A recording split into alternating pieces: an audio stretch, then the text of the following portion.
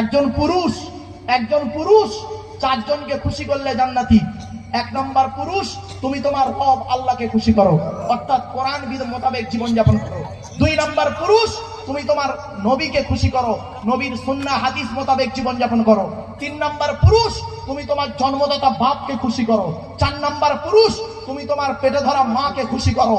চারজনকে যদি কোনো পুরুষ খুশি করতে পারে, ওই পুরুষ জান্নাতি। একজন নারী তিনজনকে খুশি করলে জান্নাতি। হে নারী, তুমি তোমার রব আল্লাহকে খুশি করো, আল্লাহর কোরআন মোতাবেক জীবনযাপন করো।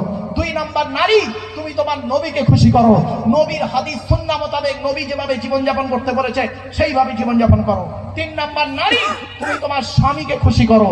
হকের উপরে যদি তোমার স্বামী খুশি থাকে, তুমি জান্নাতি জান্নাতি জান্নাতি। আল্লাহ রাসূল বলেছেন, কোন মেয়ে ছেলে যদি কমসে কম তিনটে কাজ করতে পারে, কটা? তিনটে। কোন মেয়ে ছেলে যদি তিনটে কাজ করতে পারে, এক নম্বর যদি রমজান মাসে রোজা রাখতে পারে, দুই নম্বর 5 ওয়াক্ত নামাজ যদি আদায় করতে পারে, তিন নম্বর সতীত্বকে বজায় রেখে স্বামীকে যদি খুশি করতে পারে, স্বামীর সেবা করতে পারে, ওই নারী জান্নাতের যে কোনো দরজা দিয়ে জান্নাতে প্রবেশ করবে। জোরে বলুন সুবহানাল্লাহ। আমার মা বোনদের বলে যাচ্ছি, বাবাজি যুবক ভাইদের বলে যাচ্ছি, এ দায়িত্ব কিন্তু আপনাদের।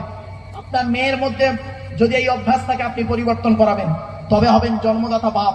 পেটে ধরলে মা হওয়া যায় না, আর জন্ম দিলে বাপ হওয়া যায় না। প্যারেন্টস হতে গেলে অনেক রেসপন্সিবিলিটি আছে, দায় দায়িত্ব আছে। আমরা দায় দায়িত্ব পালন করিনি, এই জন্য এই অবস্থা।